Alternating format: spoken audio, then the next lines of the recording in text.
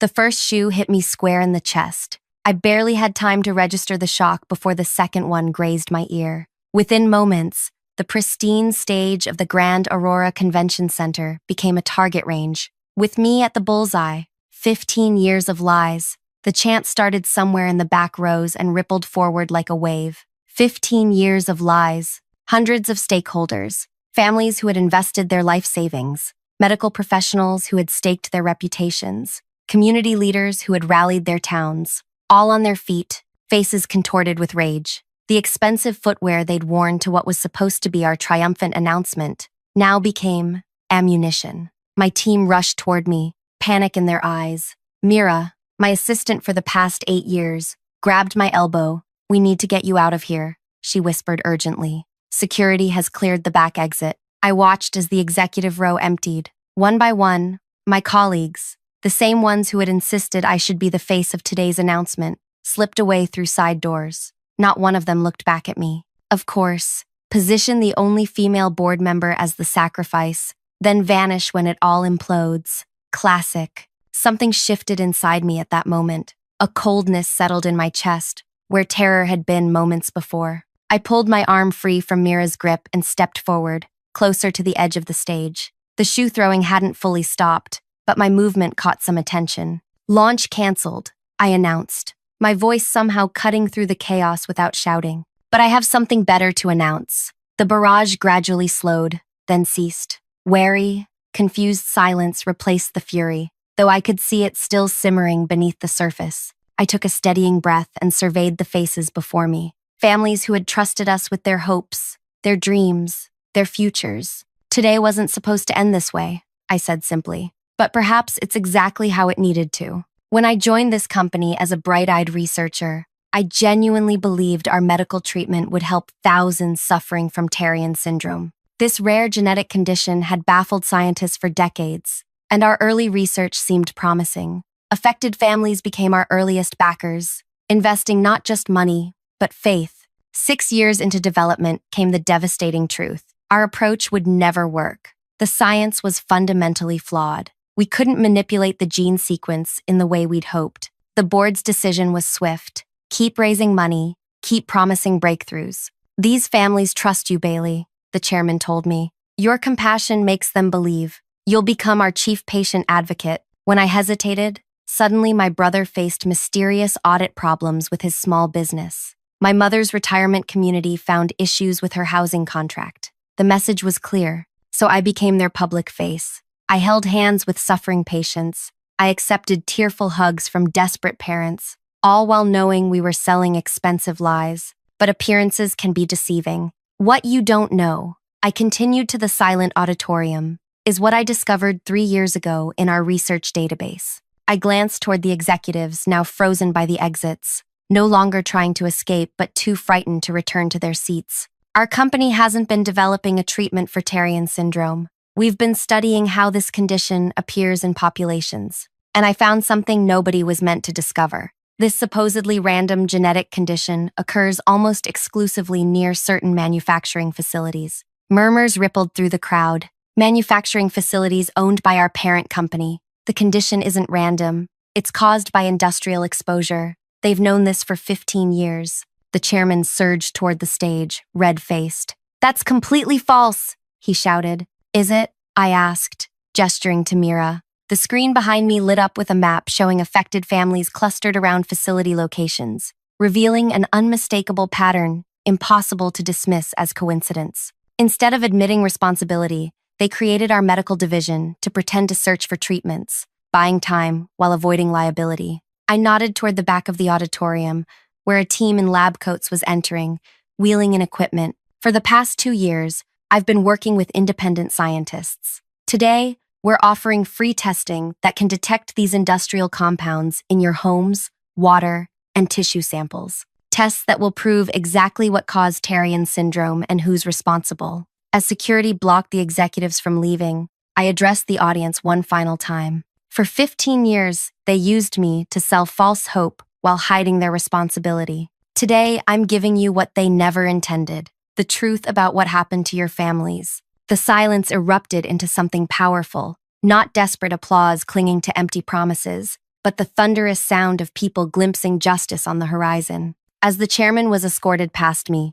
he hissed, "You've destroyed everything." I smiled for the first time that day. No, I just finally told the truth. Before we continue with what happened next, I want to thank you for listening to my story. If you've ever felt powerless against something bigger than yourself, I think you'll understand why I made the choices I did. Please take a moment to like this video and subscribe to hear more stories like mine. Your support means everything to complex stories like these being told. If you've experienced corporate deception or found yourself trapped in an impossible situation, share your thoughts in the comments below. Now, let me tell you how I got here. My name is Bailey, and before becoming the whistleblower who brought down a pharmaceutical giant, I was a biochemist with a specialty in genetic disorders. I grew up with a fierce sense of justice, maybe because my father was a small-town judge who taught me that truth always matters, even when it's inconvenient. I joined Gene Life Research 15 years ago, fresh out of my doctorate program. I was drawn to their groundbreaking approach to genetic disorders, particularly their focus on Terrien syndrome. This rare condition affects neurological development in children, causing progressive loss of motor function and, in many cases, early death. The company promised a revolutionary treatment approach that targeted the faulty gene sequence. The first 5 years were exhilarating. Our team made genuine progress, and I believed wholeheartedly in our mission. I met families affected by Terrien, saw the children struggling to hold toys or form words as the disease progressed. I promised them hope, and I meant it. Then came the devastating setback. Our approach hit a fundamental roadblock. The gene therapy we'd developed failed catastrophically in advanced testing, showing not just ineffectiveness, but dangerous side effects. In a closed-door meeting, our head scientist Elton admitted what we'd all been avoiding. Our approach was fundamentally flawed. "We need to announce this publicly," I insisted. "We have thousands of families waiting for this treatment. We've taken millions in investments based on our promises." The room fell silent. Then Chairman Warner Reese smiled thinly. "Bailey, you're an exceptional scientist, but you don't understand business. We've built a $15 billion valuation on this research. If we announce failure now, we collapse." "So what's your solution?" I asked. "Pivot quietly, repurpose research, buy time." "That's fraud," I said bluntly. Warner's smile vanished. "That's survival. And speaking of survival, how's your brother's little accounting business? And your mother's retirement situation? It would be a shame if there were complications." The threat wasn't subtle. My brother Liam had struggled for years to build his business. My mother's health was fragile. Her retirement community, her only source of stability. "What do you want from me?" I asked, feeling trapped. "You connect with these families. They trust you. We need you to become the face of our patient outreach. Keep them believing while we figure out our next move." I became chief patient advocate, traveling the country, meeting families affected by Terrien. I held their hands, promised breakthroughs were coming. I justified it by telling myself that maybe, somehow, we would find a solution. But as months stretched into years with manufactured, promising developments that went nowhere, the weight of my deception became unbearable. I couldn't sleep, couldn't look at myself in the mirror. Then came the discovery that changed everything. Working late one night, I accessed research files I wasn't supposed to see. Geographic distribution studies of Terrien cases across the country. The pattern was unmistakable. Clusters around specific locations. Not random genetic occurrence, but environmental correlation. I dug deeper, breaking through security protocols, downloading files onto hidden drives. The truth emerged slowly, horrifically. Chemical compounds from Starcrest Industries' manufacturing plants were causing genetic mutations in exposed populations. Starcrest, GenLife's parent company. They'd known all along. The entire research program wasn't to find a cure. It was to study the effects of their own negligence while pretending to help. A 15-year cover-up of corporate-caused illness affecting thousands of children. I was sick for days after discovering this. All those parents, looking at me with hope in their eyes while I fed them lies. I had become part of the machine destroying their lives. That's when I decided, if I couldn't save these families with medicine, I would save them with truth. For 2 years, I worked in secret. I reached out to Dr. Leanne Avery, an environmental toxicologist who had previously raised concerns about Starcrest's facilities. Together, we assembled a team: scientists, lawyers, former regulatory officials, all working off-grid, building an irrefutable case. We developed testing protocols that could identify the specific chemical compounds in water sources, soil samples, and human tissue. We mapped exposure patterns against Terrian diagnoses. The evidence became overwhelming, all while I continued smiling for the cameras, reassuring investors, hugging desperate parents, playing my role perfectly, the compassionate face of fraud. Warner and the board grew to trust me completely. When pressure mounted from stakeholders for concrete results after 15 years of promises, they decided a major product launch was needed, with me as the centerpiece. "We'll announce a breakthrough treatment," Warner told the boardroom. "Pre-orders, premium pricing, massive publicity. But we don't have a treatment," I pointed out. "We have very promising early results," he corrected with a wink. "By the time we'd need to deliver, we'll have figured something out, or restructured, or merged. Business solutions. The families need medical solutions," I said. He patted my hand. "That's why they love you, Bailey. Always the idealist. Just do what you do best. Give them hope. We'll handle the rest." What the board didn't know was that I had already connected with every major stakeholder group. In encrypted messages and secret meetings, I had shared glimpses of what I'd discovered. Just enough to prepare them for what was coming, but not enough to trigger the company's suspicions. The day of the product launch, I dressed carefully in a simple gray suit. No flash, no distraction. I wanted nothing to pull focus from what would happen. The Grand Aurora Convention Center was packed. Families, medical professionals, investors, media, top executives sat in the front row, smiling broadly. Warner gave me a thumbs up as I took the stage. I began with the script they'd prepared, talking about our 15-year journey, the challenges overcome, the breakthroughs achieved. I could see the hope in the eyes of parents clutching photos of their children, the trust I had systematically betrayed for years. Then came the moment. I was supposed to announce our revolutionary treatment protocol with projected 70% efficacy. Instead, I paused, looked directly at those families. "I need to tell you the truth," I said simply. The executive's smiles froze. Warner half rose from his seat. "For 15 years, this company has lied to you. There is no treatment. There never was. Your money, your trust, your hope, all taken under false pretenses." The silence lasted 3 heartbeats. Then chaos erupted, and the shoes began to fly. After my shocking announcement, the next few hours passed in a blur. Security ushered the executives into a side room, while the families were directed to areas where my team of scientists had set up testing stations. Journalists swarmed, cameras flashing, questions overlapping into a wall of noise. By nightfall, I sat alone in my hotel room, watching the story explode across news channels. My phone hadn't stopped ringing. Calls from journalists, regulatory officials, and nervous board members. I refused to answer. I'd made my move. There was no going back. A soft knock at my door broke my trance. I opened it to find Mira, still in her work clothes, eyes rimmed red from exhaustion. "They've called an emergency board meeting for 7 a.m., she said, stepping inside. "Warner's trying to contain this, claiming you had a mental breakdown. They're preparing a statement saying, you've been under tremendous strain and that your accusations are unfounded." I nodded, having expected nothing less. "And the testing. Preliminary results from 30 families already show the chemical markers. It's exactly what we predicted, Bailey. The correlation is undeniable." I sank onto the edge of the bed, suddenly overwhelmed by what I'd set in motion. 15 years of deception had ended in a single afternoon, but the fight was just beginning. "Warner called me," Mira added, her voice dropping. "Offered me triple my salary to hand over the details of what we've been doing behind the scenes. Said there's still time to salvage this if he knows what we have." I looked up sharply, studying her face,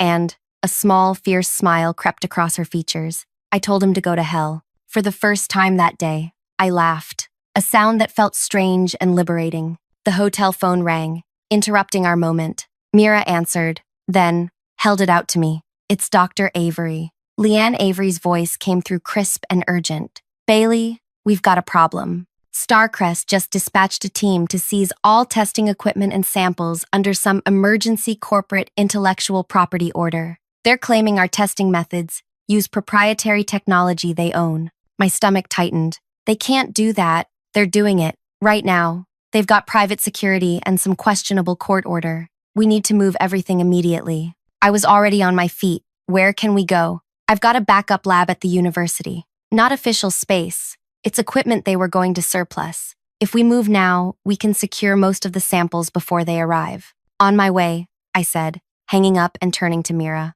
I need you to contact every family we tested today. Tell them not to open their doors to anyone claiming to be from Starcrest or Gene Life. Anyone who hasn't been tested needs to meet us at Northside University Basement Level B, Old Chemistry Wing. As we rushed from the hotel, my phone buzzed with a text from an unknown number. Parking garage, Level 3, black sedan. You're being watched. I showed Mira, who immediately scanned the lobby. There, she whispered, nodding toward a man in a dark suit pretending to read a newspaper. And there, another by the elevator, speaking too quietly into his earpiece. We slipped out through the kitchen, cutting through the hotel restaurant and exiting into the service alley. The night air hit my face, cold and sharp. We ran 3 blocks before reaching the parking structure. On Level 3, a black sedan waited with darkened windows. The passenger door opened as we approached. Inside sat Glenn, our legal counsel, who had been working with me secretly for months. They're moving faster than we anticipated,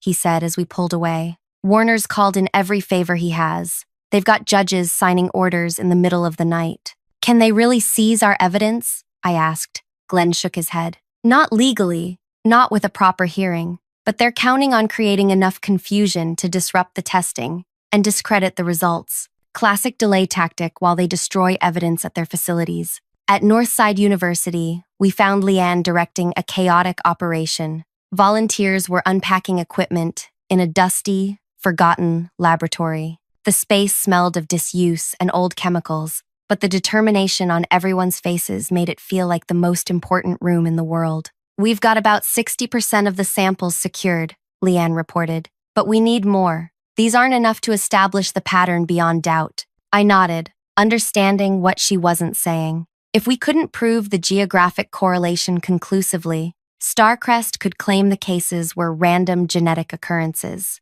Our entire case would collapse. The annual Tarian Syndrome Family Conference is this weekend in Denver, I said. Hundreds of affected families attend. If we could test them, Starcrest will be watching, Glenn warned. After today, they'll have security at every Tarian-related event. Then we don't make it about testing, I replied, an idea forming. We make it about sharing my story. I'll offer to speak, a mea culpa session. Families will want to hear directly from me. We can set up private testing under the guise of something else. The plan took shape quickly. Mira would handle logistics, Glenn would work on legal protection, and Leanne would prepare a mobile testing protocol that could be disguised as standard health screenings. As dawn broke, we had our strategy, but another problem loomed. I couldn't return to my apartment. Starcrest would have it watched. Stay with me, Leanne offered. My building has excellent security and private parking. Later that morning, watching the board meeting I should have attended from Leanne's laptop,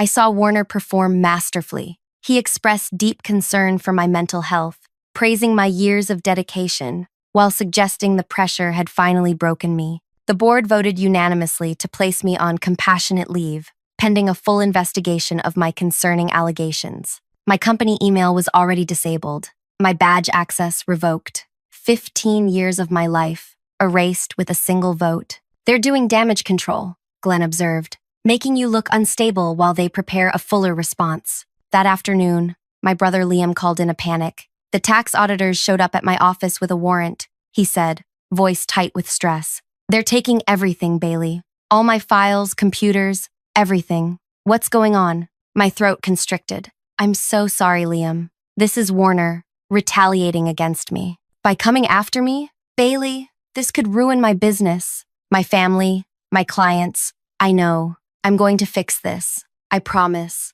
But even as I said it, another call came in. My mother's retirement community claiming she needed to vacate her apartment due to contract irregularities. Warner was making good on his threats, using my family as leverage. I spent the next hours making arrangements, helping my mother move temporarily to Liam's house, connecting him with accountants who could help with the audit. The message from Warner was clear. Back down or watch your family suffer. That evening, as we finalized our Denver conference plans, my personal phone rang with a number I recognized all too well. Bailey, Warner's smooth voice filled my ear. This has gotten out of hand, don't you think? Let's talk, just the two of us. I have nothing to say to you, Warner. I think you do. His tone hardened slightly. Your brother's audit problems could disappear very easily. Your mother could return to her home. Your career could be salvaged. All it would take is a simple statement clarifying that you misspoke due to stress and overwork. You mean lie again, cover for you again.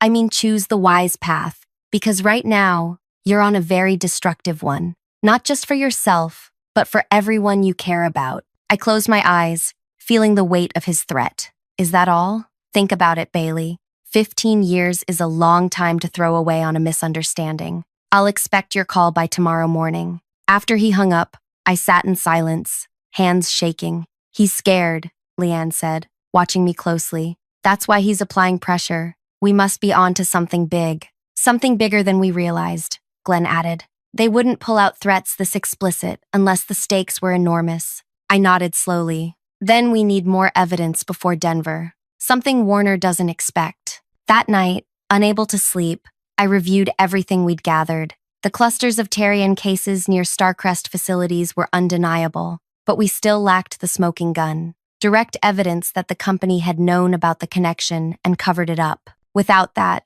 Warner could claim the company had been unaware of any link. The Gene Life Research Division could be portrayed as a genuine, if unsuccessful, attempt to help affected families. I needed something that proved intent, something that showed they'd knowingly hidden the truth for 15 years while pretending to search for treatments. As I scrolled through files we downloaded from the company servers, one name kept appearing in the earliest research. Dr. Kira Verdon, the original lead scientist who had left Gene Life abruptly in year 3 of the program. Official records stated she'd retired for health reasons, moving overseas. No one had heard from her since. Mira, I called, waking her from where she'd fallen asleep on Leanne's couch. Can you find anything on Dr. Kira Verdon? Current location? Contact information? Anything? For the next few hours, we dug through public records, social media, and academic databases. Dr. Verdon had effectively disappeared. No publications,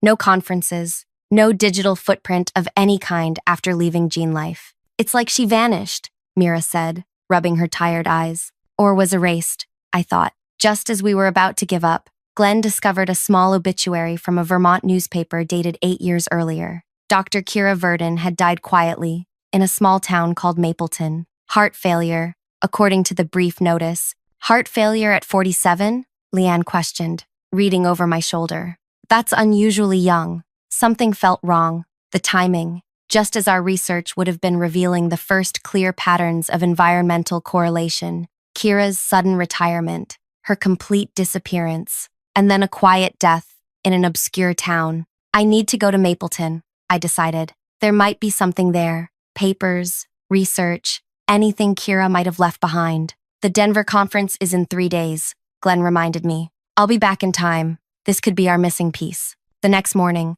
I boarded a flight to Vermont, using cash and an old college friend's ID that Mira had arranged. If Warner was tracking my movements, he wouldn't expect this detour. Mapleton revealed itself as a picture-perfect New England town. White church steeple, maple-lined Main Street, and suspicious looks directed at any outsider asking questions. At the local diner, I claimed to be a former colleague of Kira's, only recently hearing of her passing. Dr. Verdon kept to herself, the waitress told me, refilling my coffee cup. Lived up on Ridge Road in that blue house with all the bird feeders. Funny thing to do when you're sick. Put up bird feeders. Like she was planning to watch them for years. The blue house stood partially hidden by overgrown bushes, clearly unoccupied for some time. A realtor's sign hung crookedly by the mailbox, weathered by several seasons of neglect. I called the number and arranged to view the property immediately, claiming to be relocating to the area. It's been on the market for years, the realtor explained as she unlocked the door. Dr. Verdon had no family, and her estate attorney hasn't been motivated to price it competitively. The house felt frozen in time, furniture draped in dust covers, kitchen cupboards still containing canned goods, bookshelves lined with medical journals. As the realtor showed me around, I scanned for anything useful, any hidden clue. The basement is unfinished, she said apologetically, opening a door to reveal steep wooden stairs. Dr. Verdon used it for storage mostly. My heart raced as we descended into the cool, dim space. Against the far wall stood a line of metal filing cabinets, and beside them, cardboard boxes labeled in precise handwriting, Gene Life research materials, personal copies. I'll need some time to consider the space, I told the realtor. Would you mind if I stayed a bit longer to take measurements? Alone in the basement, I moved quickly, opening boxes and scanning contents. Most contained routine research papers, published studies, conference presentations,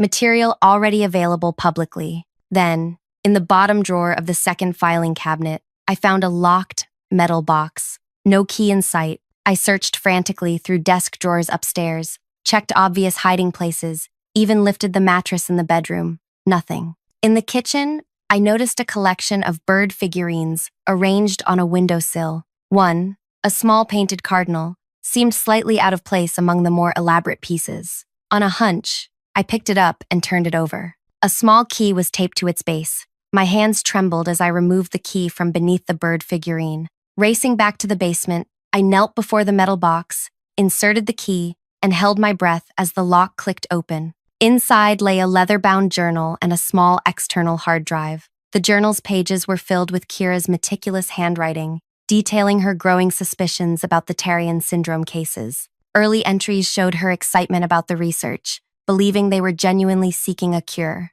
Then came the pivot. June 12th. I read aloud. Today, I confronted Warner about the geographic clustering of cases. The correlation with Starcrest facilities is statistically impossible to dismiss. His response chilled me. That's precisely why we created this division, Kira, to control the narrative. When I suggested we had an ethical obligation to report this, he reminded me of my non-disclosure agreement and the career-ending consequences of breaking it. I flipped through more pages, my horror growing. Kira had documented everything. Meetings where executives openly discussed the cover-up, strategies to divert attention from the environmental cause, even calculations of how much cheaper it was to fund failed research than to clean up their manufacturing processes or pay damages to affected families. The last entry was dated shortly before her retirement. They're watching me now. Warner made it clear that my continued good health depends on my silence. I'm taking copies of what I can, but I need to disappear. If anyone ever finds this, know that Starcrest has been poisoning communities for decades. Tarian syndrome isn't the only consequence, just the most visible one. I carefully placed the journal in my bag and pocketed the hard drive. The realtor called down that she needed to leave for another appointment. I'll lock up, I promised, heading upstairs with newfound urgency. As I stepped outside, a dark SUV slowed as it passed the house. The driver's face was hidden behind sunglasses, but something about his deliberate pace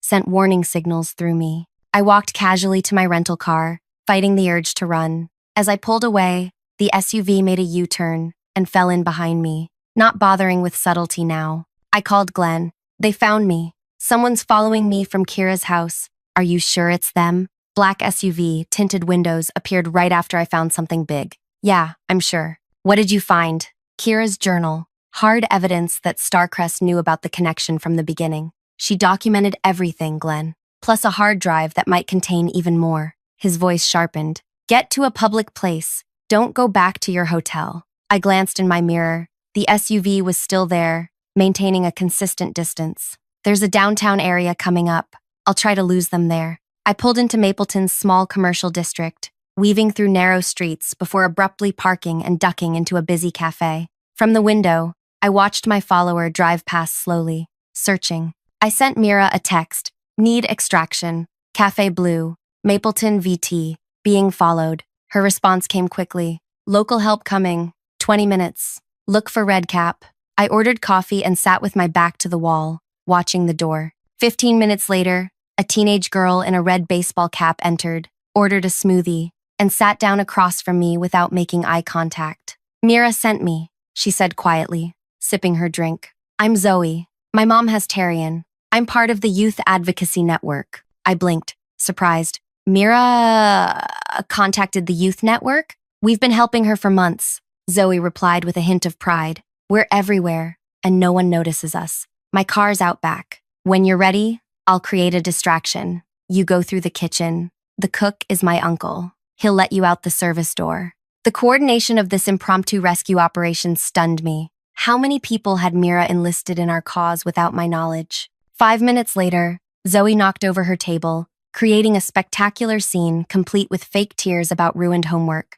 As staff rushed to help, I slipped into the kitchen and out the back door. Zoe's dented hatchback got me to the nearest train station, where I boarded an express to Boston, rather than risk the local airport. From Boston, I could catch a direct flight to Denver and arrive just in time for the conference. On the train, I examined the hard drive, which was password protected. I tried various combinations of Kira's name and birth date without success. What would she have used? Something meaningful, something she wouldn't forget, but not obvious to others. On a hunch, I typed Truthforder10N, and the drive unlocked. The contents exceeded my wildest hopes. Kira hadn't just kept notes. She'd secretly copied thousands of internal documents, research data, emails between executives, and most damning of all, the original environmental impact studies from before Starcrest built their facilities. Studies that explicitly warned about the genetic damage their chemical compounds could cause. They had known from the beginning. Every single case of Terrien syndrome could have been prevented. I packaged everything securely and sent copies to Glenn, Leanne, and trusted journalists using the train's Wi-Fi, then wiped my devices. If Warner's people caught me now, the evidence would already be beyond their reach. In Denver, 2 days later, I slipped into the Terrien family conference wearing a wig and glasses. Mira met me in a supply closet with fresh clothes and an update. Warner's here. With security. They're checking everyone against employee photos. My scheduled speaking slot was in 2 hours. A last-minute addition arranged through sympathetic conference organizers. What about the testing? I asked. Leanne's team is set up in the Eastern Exhibition Hall. They're registered as standard genetic counseling services. Families are already lining up. Word has spread about what we're doing. I nodded, heart racing with the knowledge of what was coming. And the other preparations? All set. The moment you finish speaking, it goes live. The next 2 hours crawled by as I hid in plain sight, volunteering at the registration desk where I could watch Warner prowling the conference. He looked haggard, his usual polished appearance frayed at the edges. Finally, it was time. I slipped backstage as the previous speaker concluded. The moderator stepped up to the microphone. Our next speaker was added to the program recently. Many of you know her as the face of gene life research. Please welcome Bailey Morgan. I stepped onto the stage, removing my wig and glasses. A collective gasp rippled through the audience. In the third row, Warner half rose from his seat, face contorted with shock. For 15 years, I began. I've stood before groups like this, offering hope that wasn't real. Today, I'm here to offer something different, the truth.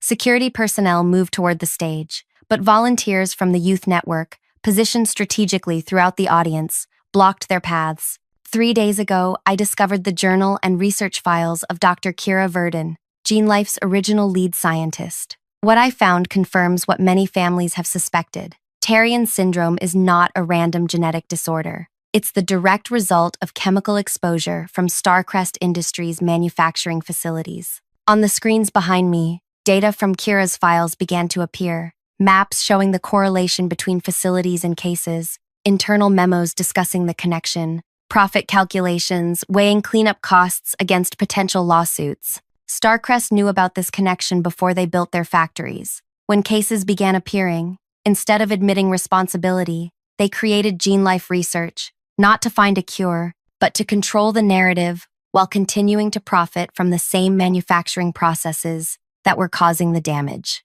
Warner was on his feet now, shouting for the sound to be cut, but we had bypassed the conference AV system, using our own equipment. Dr. Verdon discovered this truth 12 years ago. When she threatened to reveal it, she was forced into hiding and later died under suspicious circumstances. I found her evidence, which includes proof that Starcrest executives, including Warner Reese, have been orchestrating this cover-up for 15 years, while families suffered. I paused, looking directly at Warner as he reached the edge of the stage. But here's what Warner doesn't know. While he was threatening my family and destroying my career, I wasn't just gathering evidence about Starcrest's past crimes. I was tracking their current operations. The screens changed to show real-time chemical readings from monitors the youth network had secretly placed around Starcrest facilities over the past year. These facilities are still releasing the same toxic compounds, still causing new cases of Terrien syndrome, still damaging children's lives, while denying responsibility.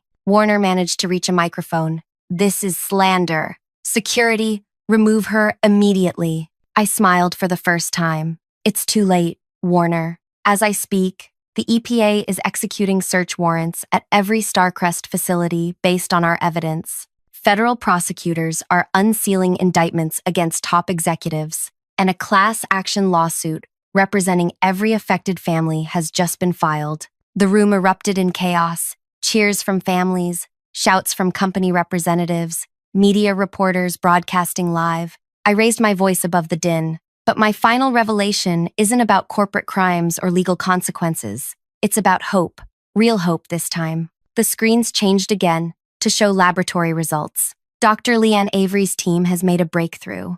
By understanding exactly which compounds cause Terrien syndrome, they've developed a treatment protocol that can halt progression of the disease. Not a cure, but a way to prevent further deterioration. And it works. We've been testing it in secret for months. Gasps and sobs filled the room as parents absorbed this information. Starcrest will pay for this treatment for every affected child, not because they choose to, but because the courts will force them to. The money they saved by poisoning your children will now save those same children's lives. I looked directly at Warner, who stood frozen at the edge of the stage. You told me once that I was exceptional at giving people hope.